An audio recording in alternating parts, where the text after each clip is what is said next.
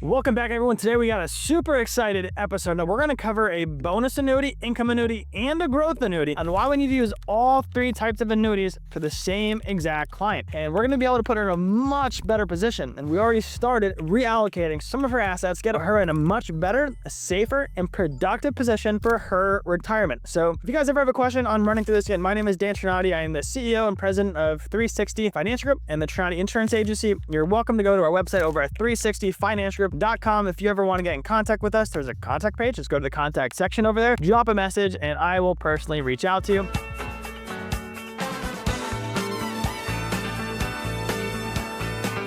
In today's episode, we're going to go through and why all the three different ones make sense. Because you hear me shit on a bonus annuity sometimes. You hear me shit on an income annuity. But in this situation, it makes a lot of sense for this client. And I'm going to show you the products that we are recommending and going through for this client. So if you are in a similar situation, it'll be able to show you why you should do the different steps that we're talking about. We'll go through some tips and tricks if you currently have annuities in place. And if you're an agent, I hope you get some really good information about how to set up your clients the correct way. We're going to go through secure and growth, long-term care. This is a annuity case study of a client that we're currently working with and getting all the wheels in motion. So she is currently 65 years young. We make about $4,500 a month. She's comfortable and she does not need any extra income right now, which is very important. Single, no husband, no kids. She's living a nice frugal life, but she's got a decent bit of assets over here. Obviously, she does want to secure them. She wants liquidity. These are her main goals over here, and she does need some type of long-term care. She is looking at one of these annuities to do that, and here we're going to break down exactly what it is she has and how we're able to put her in a much better position. I'm super excited to go through a bonus annuity. Normally, I hate them, but for her, it's a very good move. Income annuities, normally I'm not a massive fan, but for her, especially the long-term care,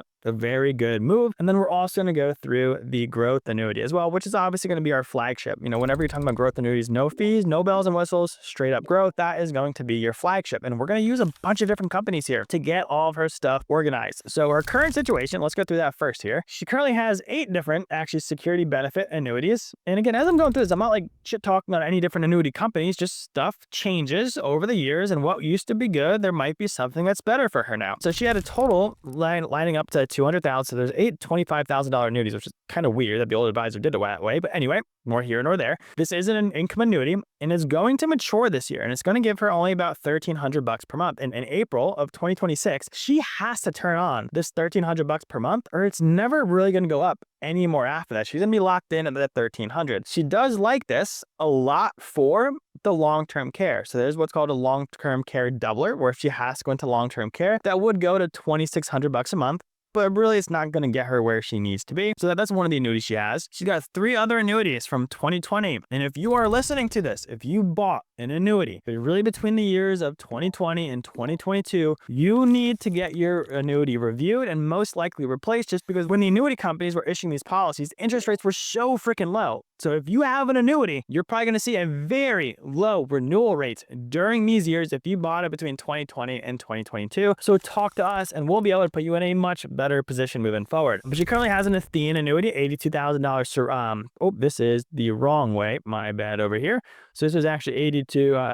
My bad, put 62 over here, surrender. And she's got an $82,000 cash value. So it's worth $82,000. But if she were to get rid of it, it's only $62,000. And the reason with Athene and some other policies or companies too, when you work with a bonus annuity, there's typically what's called a surrender period on the bonus as well, or a vesting schedule, where with Athene, it depends what state you're in. But typically the first 5 years, if you want to get rid of it, you're not getting any of the bonus back, which kind of sucks. Global Atlantic, this one's doing fairly decent for her in terms of this. It's got 66 surrender value, the walkaway value, and $72,000 that it's growing from. And the fidelity and guarantee, very similar to that Global Atlantic. Different retirement account she got $400K in IRA, and she's got another $250,000 in a TSP Roth, which I like Roths a lot. If you guys ever follow us for Social Security, the widow's tax trap, IRMA stuff, and Medicare, it's very important to have a lot of money sitting in Roths versus just straight up 401ks. Then she also has another $700,000 sitting in brokerage accounts. She manages $150, and then she's got another that is professionally managed for another $550, total that's $700,000. So she's got about $1.7 million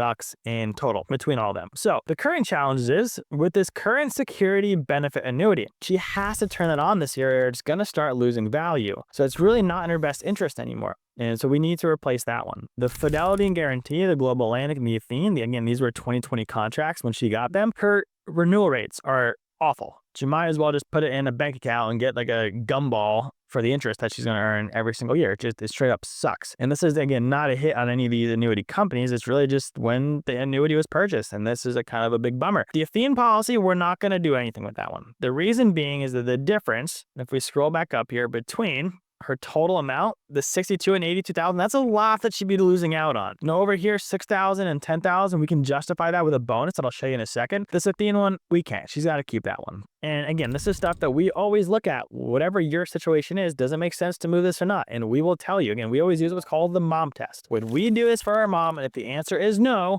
we don't do it for our clients. Simple as that. So let's run through how we're going to put her in a much better position here. So step number one, we're going to optimize her current security benefit annuity, and we're going to roll it into actually a national life group income annuity. And how we figure that one out, we went to our annuity calculator where we pull up a screen that says, hey, here's what we got right now, and when we're going to turn on income, what annuity is going to give me the best contractual rates. And there was actually a couple of different ones. There's one with Fidelity and Guarantee, and there's another one with Nationwide that came out pretty much on top, if not even maybe $1,000 per year higher than the National Life Group one. The reason that we went with National Life Group instead of the other ones was they actually have better growth rates on the back end. So you guys know there are a lot of fees involved in income annuities. And with the security benefit one 10 years ago, she put in $200K, and at the end of these 10 years, she still just has $200,000. With the National Life Group one, if we put the $200K in there, she's projected to have about $270K at the end of, 8-9 years when we turn on the income. So nothing crazy, right? But if she wanted to walk away, which is very important for you guys as you're purchasing annuities, what's my walkaway value if my life changes, my goals change? What can I get out of it? So yes, we might give up $500 per year with the National Life Group one, opposed to F&G or Nationwide, but your walkaway value is going to be a lot higher. With the Fidelity and Guarantee and the Nationwide, the growth rates are like 2 to 3% after the fees. You put in $200K after the 8-10 years, she's only got $200K. There's no walkaway value. So she wants a higher walkaway potential value. And yes, we'll give up $500 per year for that, but thered be a roughly $70,000 extra to pull from if life changes. It would still have now her long-term care doubler. Right? So now instead of roughly $2,600 per month, she'd have about $60K per year. So $5K. Now that she's actually making a good dent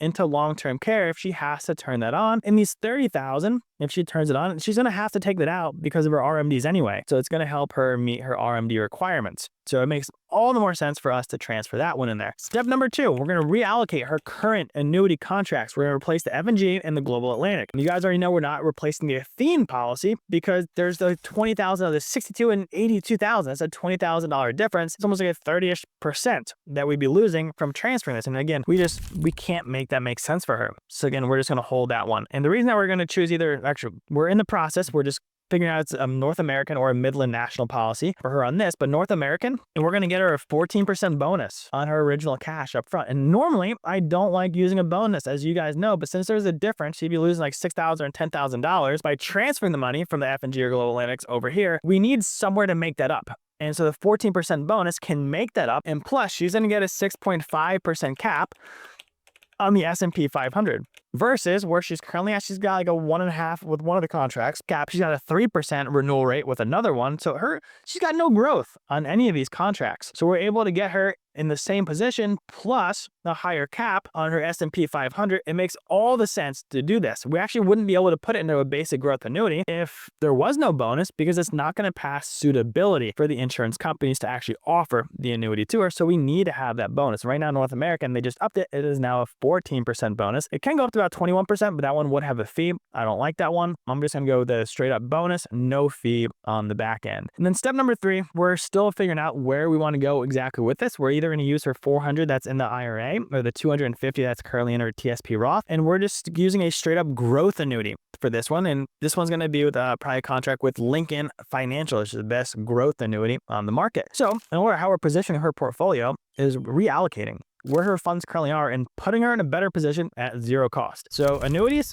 right? We need to get her some stronger rates. We want to get her some more long-term care. And we want to be RMD friendly. We're going to be able to take care of all that for her. The IRA or the TSP, these are great vehicles that we're going to fund annuity. We just don't know what one it's going to be yet. And we might even do a Roth conversion with the IRA to, again, reduce her future RMD liabilities. And the $700,000, we do not want to touch any of that. We want to leave that, but she still needs a lot of liquidity. If she has emergencies, we want to have that liquidity there. And that's what the brokerage account is going to offer. And she's still 65, right? We still have a lot lot of life ahead of us, it's very important to still have some risk in her portfolio. So here's what we're doing. We're getting her one, income security and long-term care. So you can get $30K per year guaranteed when she turns 73, which is when she has to take out her RMDs. She has to take out her RMDs. So she has to do this regardless. So might as well just take that from where she's at right now, $1,300 per month, and we can get that to $30,000 per year. Much better position on that side. And she'll have at least $60,000 with a long-term care doubler if she has to go into long-term care. She'll have a growth annuities with the new funds that we're putting in and put her in a much better position with her current annuities as well. Brokerage accounts stay where they're at, the retirement accounts and the long-term care. She's going to be in a very, very good position here. So that's what we're doing for this client. And again, if you guys ever want to run through, if you guys have annuities or are looking into annuities and want to see if it is even a good fit for your specific situation, we will also help kind of figure out tax-wise, what does that look like? What are some of the implications that you could be looking at tax-wise? We have software on the back and say, hey, if all your money stays here and you don't make any changes, when are you going to run out based on current tax rates, IRMA calculator, Social Security? We say, hey, if you can actually allocate a little bit maybe to option B, that your funds are going to be there for the rest of your life and a lot more friendly in regards to future tax rates. So thank you guys for tuning in to today's episode. Any questions, please don't be afraid to go to 360financialgroup.com, go to the contact page, and I will send you a personalized message. And again, thanks for tuning in, and I'll catch you next week. Bye.